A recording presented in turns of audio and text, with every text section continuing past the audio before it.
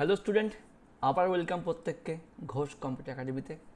আমি সুকান্ত ঘোষ শুরু করছি পাইথনের 3 নম্বর ক্লাস। তো বাংলায় পাইথন শিখুন এবং জানুন, এই ট্যাগলাইন দিয়ে পাইথনের ক্লাসটা শুরু হয়েছে। এই ক্লাসটা কিন্তু সকলের জন্য, শুধুমাত্র যারা ক্লাস 12 সেমিস্টার 3 পড়ছে তাদের নয়, যারা নতুন পাইথন ভাবছে শিখবে তারাও কিন্তু এই ক্লাসটা করতে পারে। কারণ তোমাদের পাইথনের যে সিলেবাসটা আছে প্রচুর ভাস্ট সিলেবাস। আশা করি এই সিলেবাস করলে প্রত্যেকের পাইথন সম্বন্ধে প্রচুর প্রচুর কনসেপ্ট ক্লিয়ার হবে। যাই হোক, তোমাদের ভালোবাসায় মোটামুটি 500 ভিউ হয়ে গেছে আমার সেকেন্ড ক্লাসটা, সেই জন্যই শুরু করলাম 3 নম্বর ক্লাস। বারবার বলেছি ভিডিওগুলো বানাচ্ছি, সবাই তোমরা দেখছো, তো অবশ্যই চ্যানেলটাকে গ্রো করো। তোমাদের হাতে দায়িত্ব আছে। যত বেশি লাইক, কমেন্ট এবং ভিউজ হবে তত তাড়াতাড়ি কিন্তু নতুন নতুন ভিডিও আসবে। ঠিক আছে?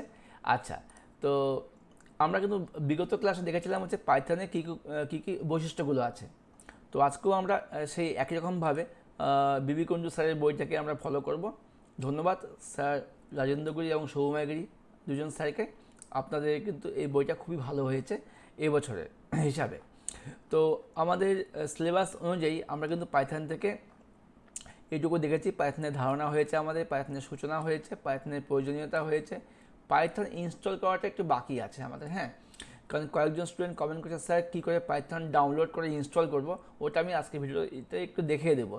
তারপরে আমাদের পাইথনের প্রোগ্রামিং লেখার পদ্ধতি হয়ে গেছে, সমস্যা সমাধানের মেথডগুলো হয়ে গেছে, পাইথনের কী কী বৈশিষ্ট্য আছে ওগুলো হয়ে গেছে, একটা সরল পাইথন প্রোগ্রাম এক্সিকিউট করা এটাও হয়ে গেছে। আচ্ছা, আজকে আমাদের শুরু হবে পাইথনে এক্সিকিউশন মোড থেকে। হ্যাঁ, তো সবার প্রথমে আমরা দেখে নেবো যে কী করে পাইথনটা ইনস্টল করে। তো আমরা যদি বই থেকে দেখে নিই, বই থেকে আমরা দেখবো যে আমাদের পাইথন ইনস্টলেশনের জন্য প্রথমে কী করেছে, python.org যে ওয়েবসাইটটা আছে এখানে আমাদের যেতে হবে। হ্যাঁ, তো চলে যাচ্ছি। আচ্ছা, এখানে গিয়ে আমাদের কী বলছে, এখানে গিয়ে আমাদের ডাউনলোডে ক্লিক করতে হবে। তবে কোন ভার্সনে নেব ভার্সনটা চয়েস করে নিয়ে ফাইলটাকে ক্লিক করতে হবে। পাইথন 3.8.3। তোমার স্টেপ বাই স্টেপ দেখো। প্রথমে আমি কী করলাম, পাশে একটা ট্যাব নিয়ে লিখে দিচ্ছি python.org বলে আমি সার্চ করলাম। এই আমাদের পাইথনের মেন ওয়েবসাইট চলে এসছে। এখান থেকে তোমাদের আসতে হবে ডাউনলোড সেকশানে। ডাউনলোডে আসলে এখানে অপশন আছে তুমি কোন মানে কোন প্ল্যাটফর্মের জন্য ডাউনলোড করবে। আমি করবো হচ্ছে উইন্ডোজের জন্য, যে ম্যাক সে ম্যাক। আমি উইন্ডোজের জন্য ডাউনলোড করবো, তাই উইন্ডোজে আমি ক্লিক করলাম। তো পাশে আবার দেখাচ্ছে অপশান, এখন লেটেস্ট ভার্সন বেরিয়ে গেছে 3.13.3। তো আমাদের বুকে আছে 3.8.3, তো এখানে লেটেস্ট ভার্সন দেওয়া আছে 3.13.3। তো আমি এই ভার্সনে ক্লিক করছি না, আমি উইন্ডোজে ক্লিক করলাম। উইন্ডোজে ক্লিক করার পর দেখো প্রথমে দেখাচ্ছে লেটেস্ট ভার্সন, কিন্তু আমাদের বুকে কী দেখাচ্ছে, ওয়েবসাইটে ডাউনলোডে ক্লিক করলে ডাউনলোড পাইথন 3.8.3তে আমাদের ক্লিক করতে বলেছে। তো সেক্ষেত্রে আমি এই ভার্সনটায় ক্লিক করব। তো আমিও চলে যাচ্ছি, এখান থেকে নিচে আমাকে খুঁজতে হবে।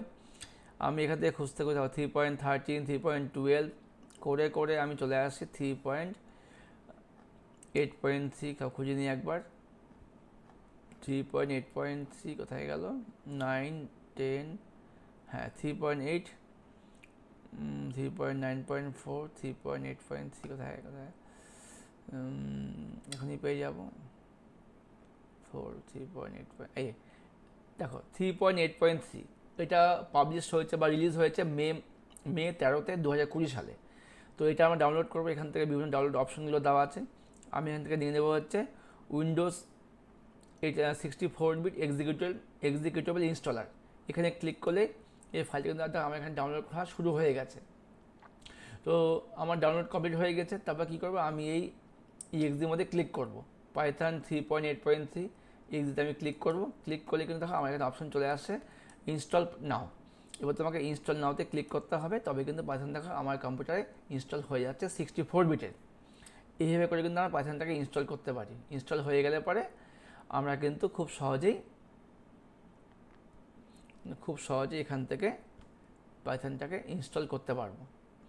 প্রত্যেককে বলছি ভিডিওগুলো স্কিপ না করে অবশ্যই দেখো, অনেক কিছু শেখার আছে। হ্যাঁ, আচ্ছা, এখন দেখাবে আমাদের ইনস্টলিং এখনও চলছে, সেটা প্রসেস চলছে।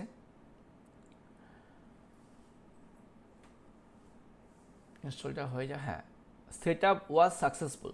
আমি এখান থেকে ক্লোজ করে দিলাম। এবার আমি আমার সার্চে গিয়ে সার্চ করছি PYTHON পাইথন।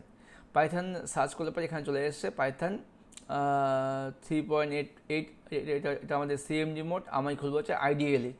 তো আইডিএলই ফুল ফর্ম কী বলছিলাম, ইন্টিগ্রেটেড ডেভেলপমেন্ট লার্নিং এনভায়রনমেন্ট। তো আমাদের বইতে কিন্তু একটু ভুল দেওয়া ছিল। এই আমাদের পাইথনে হচ্ছে আইডিএলই মোড খুলে গেল, ঠিক আছে, মোড খুলে গিয়েছে আমাদের। আচ্ছা, এবার আমরা দেখে নেবো এখান থেকে, এটা আমি বন্ধ করে দিলাম। তো তোমাদের কিন্তু পাইথনের প্লে লিস্ট বানানোই আছে, অবশ্যই প্লে লিস্টটার প্রত্যেকে সেভ রাখবে। এখানে কিন্তু তোমাদের সমস্ত ভিডিও পরপর এখানে দেওয়া হবে। আর অলরেডি কিন্তু আমাদের ই কমার্সের প্লে লিস্ট বানানোই আছে, যারা নতুন তারা অবশ্যই একবার চেক করে নেবে। তাহলে আমাদের পাইথন ইনস্টল হয়ে গেল, আমাদের আইডিয়ালি মোড খুলে গিয়েছে। আচ্ছা, আরেকটা জিনিস তোমাদের হয়তো বলা হয়নি, একজন কমেন্ট করেছিল, স্যার আপনি তো কমান্ড প্রম্পট বলেছেন, মানে এইটা হলো পাইথনের কমান্ড প্রম্পট বলা হয়, আর যাকে বলা হয় প্রাইমারি প্রম্পট। তো এখানে অপশন ছিল যে সেকেন্ডারি প্রম্পটের কাজটা কি। প্রাইমারি প্রম্পট যদি আমাদের 3টা অ্যারো দিয়ে হয়, তাহলে আমাদের সেকেন্ডারি প্রম্পটের কাজটা কি। সেকেন্ডারি প্রম্পট তোমাদের কখন হবে, দেখো আমি যখনই পাইথনটাকে আমি খুললাম তখন আমাদের যেমন প্রাইমারি প্রম্পট দেওয়া থাকে, 3টা যেমন অ্যারো দেওয়া আছে। আমি যদি এখানে লিখি 5, এন্টার মারলে 5 শো হবে, 5 + 6 11 প্রিন্ট হবে। তো এটার কাজই হচ্ছে কমান্ডকে ইনপুট নেওয়া। তো আমি যদি ভাবতাম 5 + 6 প্লাস, আমি একটা ব্যাকস্ল্যাশ দিলাম, ব্যাকস্ল্যাশ দেওয়ার অর্থ হচ্ছে এই সাইনটা দিয়ে আমি আরও কিছু কমান্ড, আরও কিছু স্টেটমেন্ট পরপর লিখতে পারবো। যে আমি যখন এখানে ব্যাকস্ল্যাশ দিয়ে এন্টার মারলাম, এখানে আমি করতে পারছি, আবার করলাম 3 + 6, আবার দিলাম ব্যাকস্ল্যাশ, ঠিক আছে, তারপর দিলাম +3, যেই মারলাম এন্টার, তাই আমার অ্যান্সার 23 বেড়ে গেল। তো এই ভার্সনের ক্ষেত্রে আমাদের কিন্তু পাশে 3টে ডট দেখা যায়, কিন্তু 3.8.3-তে 3টে ডট দেখা যাচ্ছে না। তোমরা যদি কিছু ওল্ডার ভার্সন ইউজ করো তবে দেখবে যে এখানে পাশে 3টে ডট চলে এসছে। এই 3টে ডটই হচ্ছে আমাদেরকে মানে সেকেন্ডারি প্রম্পট। তো আমি 3.8.3-তে দেখাতে পারলাম না, কিন্তু ওল্ডার ভার্সনে কিন্তু আমি দেখেছি। তোমরা চাইলে এই কোডটা ইউজ করে দেখে নিতে পারো যে 3টে ডট আসছে কিনা, ঠিক আছে। এটুকু বলা বাকি ছিল আমার। তো যেগুলো বাকি থাকবে তোমরা অবশ্যই কমেন্ট করবে, আমি নতুন নতুন ভিডিও যখনই আনবো ওগুলো আমি তোমাদের মানে বলে দেবো, ঠিক আছে। তাহলে আশা করি বুঝতে পারলে 3টে ডটের কাজটা কি। এবার চলে আসছি, আমরা তো লাস্ট দিন দেখেছিলাম হচ্ছে সমস্যা সমাধান হয়ে গেছে, পাইথনের কী কী বৈশিষ্ট্য আমাদের এই অবধি হয়ে গেছিলো। তো আজকে আমাদের সিলেবাস অনুযায়ী হবে, সিলেবাসটা একবার দেখে নিই। আচ্ছা, এক্সিকিউশন মোড অফ পাইথন। তো এখান থেকে আমাদের দেখতে হবে, কোথায় গেল, আচ্ছা 1.5 পাইথন প্রোগ্রামের এক্সিকিউশন মোড। পাইথন ইন্টারপ্রিটারের 2টি মোড থাকে। মোড ব্যবহার করে পাইথনকে এক্সিকিউশন আমরা করতে পারি, একটা ইন্টারেক্টিভ মোড, একটা স্ক্রিপ্ট মোড। তোমাদের বারবার আমি বলেছিলাম, যখনই আমরা প্রথমে যে পাইথনের উইন্ডো দেখতে পাই একে বলা হয়েছে ইন্টারেক্টিভ মোড। ইন্টারেক্টিভ মোডের কাজটা কি, এখানে সিঙ্গেল লাইন এক্সিকিউট করে। যেমন আমি যদি লিখি 5 + 6, একবারে কিন্তু অ্যান্সার বেরিয়ে গেল। শুধু দেখি 5, অ্যান্সার বেরিয়ে গেল। আমি করলাম A = 22, মারলাম এন্টার, এ লিখলাম, এন্টার মারলাম, 22 প্রিন্ট হয়ে যাচ্ছে। তাহলে ইন্টারেক্টিভ মোডে কী হচ্ছে, সিঙ্গেল লাইন কী করছে, এক্সিকিউট করছে। তো আমি যদি চাই যে একসঙ্গে অনেকগুলো কোড লিখবো, সেক্ষেত্রে কিন্তু আমাদের ফাইলে গিয়ে নিউতে ক্লিক করতে হবে বা Ctrl+N চাপতে হবে। তো Ctrl+N চাপলে আমাদের যে উইন্ডোটা খুলে যাবে একে বলা হয় কি, স্ক্রিপ্ট মোড। স্ক্রিপ্ট মোডের কাজটা হচ্ছে কি, এখানে আমরা একসঙ্গে অনেকগুলো কোড লিখতে পারি, তাই তো। যেমন A = 5, B = 6, S = A + B। তারপর কী করলাম, প্রিন্ট PRINT, ব্র্যাকেটে করে দিলাম S, ব্র্যাকেট ক্লোজ। আমি এটাকে সেভ করছি, সেভ করার নিয়ম তোমরা জানোই, ফাইলে গিয়ে আমি সেভ করে নিচ্ছি। আমি দিয়ে দিলাম হচ্ছে পাইথন, আজকে 3 নম্বর Python 3.py। .py must, .py কেন, পাইথনের এক্সটেনশন নেম দিয়ে আমি সেভে ক্লিক করলাম, ডেস্কটপে সেভ হয়ে গেল। এবার কী করবো, রান করবো, থেকে রানে গিয়ে রান মডিউল বা F5 করলে কিন্তু আমাদের এখানে শো করছে। তাহলে ওইটা হলো স্ক্রিপ্ট মোড। এবার দেখি বই থেকে কি বলেছে। দেখো, পাইথন চালু করার পর প্রথম যে উইন্ডো দেখা যায় তাকে বলা হয় ইন্টারেক্টিভ মোড। এই মোডে ইন্টারপ্রিটার কর্তৃক একটি ওয়েলকাম মেসেজ এবং 3টি গ্রেটার দ্যান চিহ্ন দেখা যায়। এই হচ্ছে আমাদের ওয়েলকাম মেসেজ, দেখে নাও, এই আমাদের ওয়েলকাম মেসেজ দেখা যাচ্ছে, আর 3টা এবং গ্রেটার দ্যান সাইন দেখা যাচ্ছে। ওকে, দেখা যায় যেটা হচ্ছে প্রাইমারি প্রম্পট হিসাবে মানে প্রম্পট বলা হয়। আচ্ছা, ইন্টারেক্টিভ মোডে কী কী বৈশিষ্ট্য আছে? সরাসরি কমান্ড লেখা যায়, দ্রুত খুব ফাস্ট মানে এক্সিকিউট করে বা দ্রুত কার্যকারী হয়, সংক্ষিপ্ত কোডের জন্য সুবিধাজনক। যখন আমাকে কোনো স্মল কোড লিখতে হবে বা বারবার টেস্ট করতে হবে তখন আমাকে এটা খুব সুবিধাজনক। REPL এনভায়রনমেন্ট, এর মানে হচ্ছে রিড ইভালুয়েট প্রিন্ট লুপ। এই মোডটি একটি REPL মানে রিড ইভালুয়েট প্রিন্ট লুপে কাজ করে। এক্ষেত্রে ইন্টারপ্রিটারটি ইনপুট পড়ে সেটিকে মূল্যায়ন করে এক্সিকিউট করে এবং ব্যবহারকারী প্রস্থান না করা পর্যন্ত ক্রমাগত লুপে আউটপুটগুলি প্রিন্ট করে। এর মানে হচ্ছে আমি একটা করে লাইন লিখছি, ওটা এক্সিকিউট করছে, ঠিক আছে, যতক্ষণ না বন্ধ করছে এই কাজটা চলতে থাকবে, ঠিক আছে। আচ্ছা, মানে আমি দেখো এখানে যতগুলো কাজ করেছি সব কিন্তু পরপর এখানে স্টোর হয়ে আছে, এটাই হচ্ছে REPL মোড। আচ্ছা, ইন্টারেক্টিভ মোডে কী অসুবিধা আছে? অবশ্যই অসুবিধা থাকতে হবে। ইন্টারেক্টিভ মোডে স্টেটমেন্ট বা কোডগুলিকে ভবিষ্যতের জন্য ব্যবহার করার জন্য সেভ করা যায় না। তার মানে আমি এই মোডে যেই কাজগুলো করেছিলাম এটা কিন্তু কখনো সেভ হবে না। তবে আবার দেখো আমি স্কিপ মোডে যে কাজটা করেছি এটা কিন্তু আমার সেভ থেকে গিয়েছে, এটার উপরে কিন্তু আমি আবার ফিউচারে কাজ করতে পারবো। এই হলো ইন্টারেক্টিভ মোড আর স্কিপ মোডের পার্থক্য। আবার দেখি বইটা কী বলেছে। এবার দেখি স্কিপ মোড। স্কিপ মোড কোনটা? স্কিপ মোড ব্যবহার করে একটি ফাইলে একাধিক লাইন ব্যবহার করে কোডগুলিকে লেখা যায়। আমি যেমন করেছি এখানে দেখো আমি কিন্তু একাধিক লাইন ইউজ করা যায়, ওকে, এবং পরবর্তীকালে সেগুলিকে সম্পূর্ণরূপে কার্যকর বা এক্সিকিউট করা যায়। তুমি লিখে সেভ করে রেখে দাও, আবার অন্য কেউ এসে বসলে ওটাকে কিন্তু ও কাজ করতে পারবে। ইন্টারেক্টিভ মোড থেকে আইডিয়ালি উইন্ডোর ফাইলে গিয়ে নিউ ফাইলে ক্লিক করলে অথবা Ctrl+N চাপলে কিন্তু স্কিপ মোডটা খুলে যাবে। হয়ে গেল। কী কী বৈশিষ্ট্য আছে স্কিপ মোডে? ফাইল ভিত্তিক এক্সিকিউশন হয়। এই মোডে পাইথন কোডগুলিকে .py দিয়ে সেভ করতে হয়, ঠিক আছে। পাইথন ইন্টারপ্রিটারের মাধ্যমে ফাইলটা রান করলে পরে স্কিপ মোডকে আমি রান করতে পারবো। বড় প্রোগ্রাম লেখার জন্য উপযুক্ত। প্রোগ্রাম সঞ্চয় ও সম্পাদনা, এই মোডের মাধ্যমে আমি প্রোগ্রামটাকে আমি সেভ করে রাখতে পারছি যাতে পরবর্তীতে এটাকে আবার ইউজ করা যায়। এই হচ্ছে আমাদের স্কিপ মোড বা স্কিপ মোডের সুবিধা। এবার দেখতে হবে ইন্টারেক্টিভ মোড ও স্কিপ মোডের পার্থক্য। আমি আমার বাচ্চাগুলোকে খাতায় লিখেছিলাম হচ্ছে কি, চলে আসি নিজের দিকে। হ্যাঁ, পাইথন প্রোগ্রামে কটি মোড আছে কী কী? 12 নম্বর প্রশ্ন। তাহলে পার্থক্য লেখো। মোড দুটো আছে, কি একটা ইন্টারেক্টিভ মোড, একটা স্কিপ মোড। পার্থক্যটা ওদের আমি লিখেছিলাম, বলছিলাম তোরা হচ্ছে এই বই থেকে মুখস্থ করে না দেখে লিখে ফেল। তো ওরা এই কাজটাই করেছে। পার্থক্য খুব সহজেই বলা আছে। এখানে প্রম্পট আছে, ঠিক আছে, আর যেখানে সরাসরি বারবার কমান্ড লিখে কাজ করতে হয়। আর কি বলছে স্কিপ মোডে, কী বলেছে স্কিপ মোডে বলেছে এক্ষেত্রে ফাইলগুলোকে .py দিয়ে সেভ করতে হয়। নাম্বার 2, এক তো হয়ে গেল। 2, ইন্টারেক্টিভ মোডে কোডগুলোকে সঞ্চয় ও সম্পাদনা করা যায় না, সেভ করে না, এখানে সঞ্চয় সম্পাদনা করা যায়। কোড নিয়ে টেস্ট করার জন্য এই মোডটা খুব উপকারী। একবার লিখবো, মারবো এন্টার, রান করে যাবে। আর পাইথন কোড কি সম্পর্কে যদি আমার ভালো জ্ঞান থাকে তবে কিন্তু আমি স্কিপ মোডটা ইউজ করতে পারবো। কারণ স্কিপ মোড করতে গেলে আমাকে পরপর কোড লিখতে হবে, সেক্ষেত্রে ভুল হওয়ার সম্ভাবনা বেশি। যে জানবে না সেখানে স্কিপ মোডটা ইউজ করতে পারবে না। আচ্ছা, এই মোডে কোড বা স্টেটমেন্টের সাথে সম্পাদিত হয়ে এক্সিকিউট হয়। মানে কোডটা যে আমি বা লিখলাম, আমি স্টেটমেন্ট লিখলাম, মারবো এন্টার, এক্সিকিউট হয়ে যাচ্ছে। আর এই মোডে কী হয়, ইন্টারপ্রিটার কর্তৃক কোডকে চেক হওয়ার পরে কিন্তু আউটপুট প্রদর্শন করতে। মানে হচ্ছে এই মোডে আমি যে লাইনগুলো লিখলাম যদি আমি একটাও ভুল করি তবে কিন্তু আমার কোডটা এক্সিকিউট করবে না। তার মানে ইন্টারপ্রিটার আমার সবগুলো স্টেটমেন্টকে চেক করবে, তারপর কিন্তু এক্সিকিউট করবে, ওকে। তাহলে আমরা দুটো মোড কিন্তু বুঝতে পারলাম, ঠিক আছে। আচ্ছা, এবার দেখি সিলেবাস থেকে পরের পার্টটা কী বলেছে। তাহলে আমাদের দুটো মোড হয়ে গেল। Python character set, Python token, এই সমস্ত এবার আমরা জানতে হবে।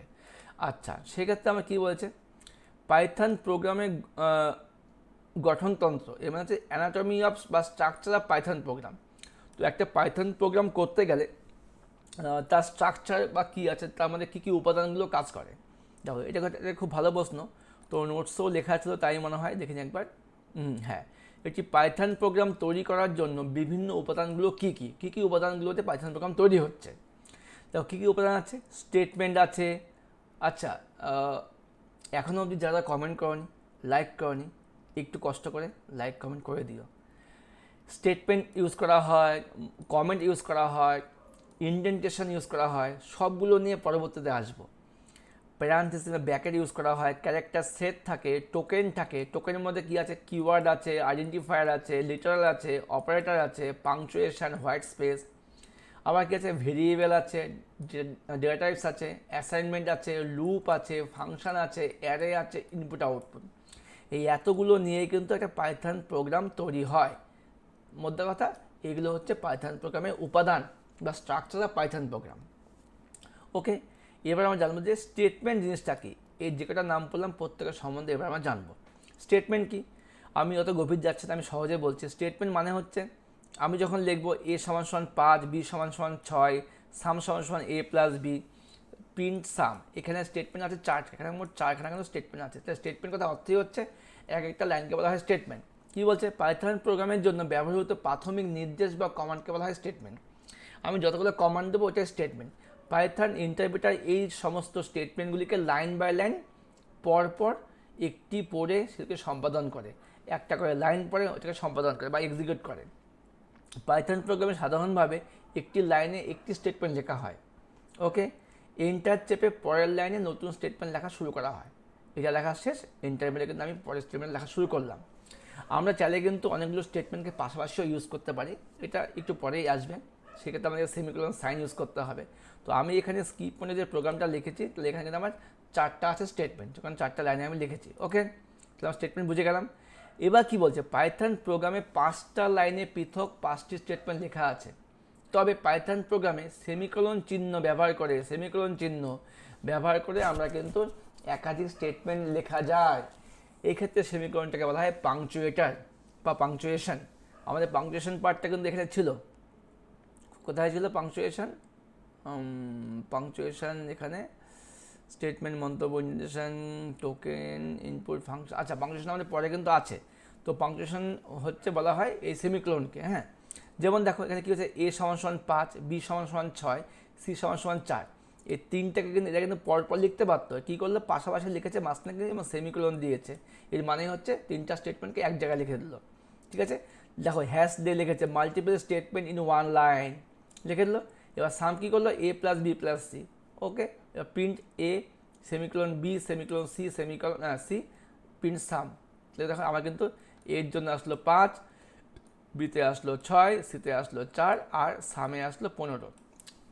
একবার তোমাদের আমি এটা রান করে দেখিয়ে দিচ্ছি কোডিংয়ের মধ্যে, দেখে নাও। আমি লিখলাম a5, ওকে, সি করলাম হচ্ছে আমি 11, এটা আমার পরপর লাইন, আর প্রিন্ট করে দিলাম হচ্ছে আচ্ছা, আর এস করে দিলাম হচ্ছে s = a + b + c, R print করে দিলাম সাম, মারলাম F5, এন্টার।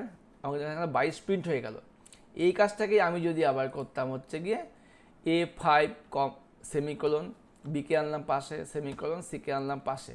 ঠিক আছে, এবার আমি করছি মনে করো এখানে এস তো করলাম ABC, এখানে একটা লাইন করতে প্রিন্টে ব্যাকেটে দিলাম হচ্ছে এ সেমিকোলন, আবার করলাম প্রিন্ট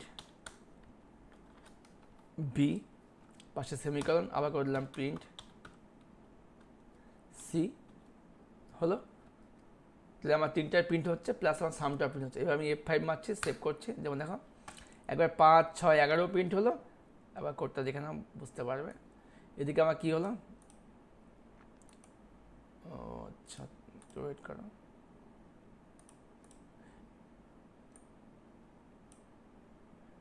এদিকে আমার হলো দেখো, এদিকে আমার এই প্রিন্টের জন্য কি আছে, 5 আসলো, এই বি এর জন্য 6 আসলো, এই সি এর জন্য আমার 11 আসলো, আর এই সামের জন্য আসলো 22। এইভাবে কিন্তু আমরা সেমিকোলন ইউজ করে অনেকগুলো লাইনে আমরা স্টেটমেন্ট লিখতে পারি সিঙ্গেল লাইনে। আচ্ছা, এবার দেখো কমেন্ট কি। কমেন্ট হচ্ছে, আমি কমেন্ট দিয়ে তোমাদের আগেই বলছিলাম, দেখো আমি যদি চাই যে এই প্রোগ্রামের পাশে হ্যাশ দিয়ে লিখে দিলাম, হ্যাশ সাইন দিলাম, দেখলাম এটা আমার ফার্স্ট প্রোগ্রাম, তাহলে এটা দেখো লাল হয়ে গেল, তার মানে এটা হয়ে গেলে একটা কমেন্টের কোনো এক্সিকিউশন হয় না। কমেন্ট কিন্তু প্রোগ্রামে কোনো এফেক্ট করে না।